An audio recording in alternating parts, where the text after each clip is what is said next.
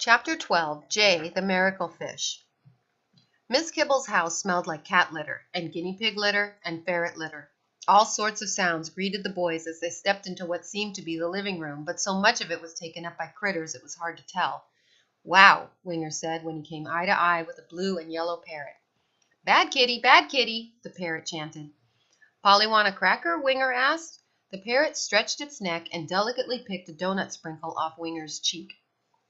"Sit down, boys," Miss Kibble said, motioning to the couch where a fat white cat lay curled. Tufts of white hair covered each of the couch cushions. The cat opened one lazy eye and hissed as the boys sat. Winger moved closer to Boom.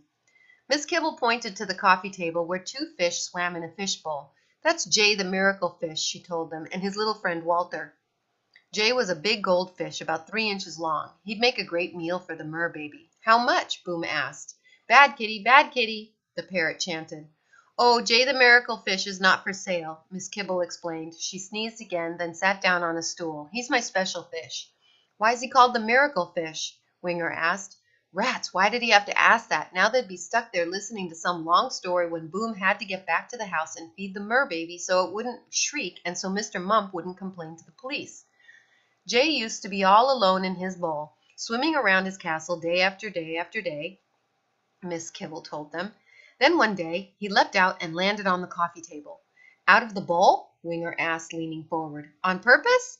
"Yes," Miss Kibble declared, unwrapping some sort of throat lozenge. "On purpose. He started leaping out every morning at exactly the same time, right when Kitty finished her breakfast and came to curl up on the couch for her morning nap, just like she's doing now. So every morning I'd put Jay back in his bowl, but he'd leap out again the next morning." She paused for a moment to pop the lozenge into her mouth. Boom took a breath, intending to interrupt, but he wasn't quick enough. "It never occurred to me that Jay was trying to tell me something. How in the world could a fish be trying to tell a person something? That was completely nuts. That was something Myrtle would believe. Someone should check the drinking water on this island," Boom thought. The phone rang and Miss Kibble disappeared into another room. The fat white cat jumped onto the coffee table and began to bat mischievously at the side of the fish bowl with its claws. Jay and his companion started to swim frantically. Bat, bat, bat, swim, swim, swim. As the cat continued to tease, the fish beat their tails in a furious rhythm. Then the cat stuck its paw into the water. Bad kitty, Miss Kibble scolded, returning to shoo the fat cat off the table. "Miss Kibble," Boom said, wanting to get back to the issue at hand, "I just want to buy some—" "I'm not finished." She tightened her fur-covered robe and settled back onto the stool. Boom curled his toes in frustration. "One morning I came into the parlor and Jay was lying on the carpet, covered in carpet fuzz, all dried out and stiff as a potato chip. 'Don't be dead,' I cried. 'Not my poor little fish.' I put him back into the bowl, but he just floated at the water's surface." She took a dramatic pause. "He was dead. No doubt about it. I left him in the bowl, planning on burying him that evening after the shop closed. But when I came back at 5:30, there he was, swimming again. It was a miracle." "Some miracle." Jay swam sideways, moving only one of his little fins. "Probably had brain damage from lying on the carpet all night. It would be an act of mercy to feed him to the mer baby."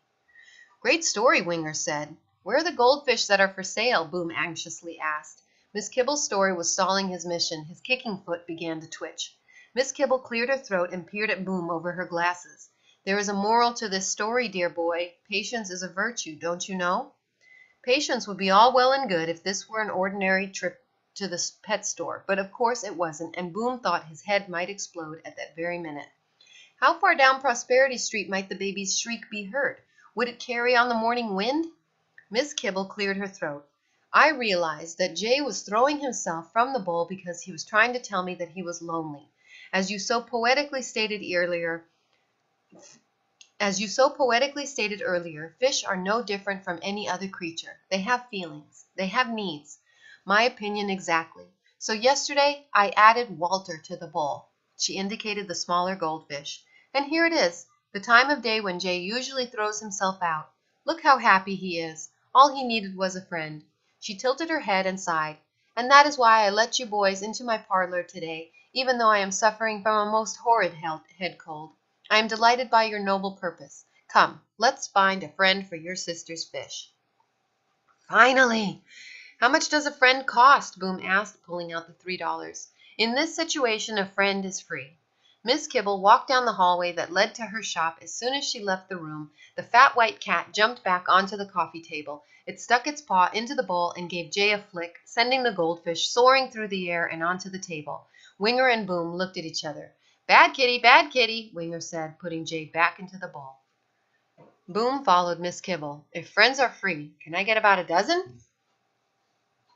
End of chapter 12.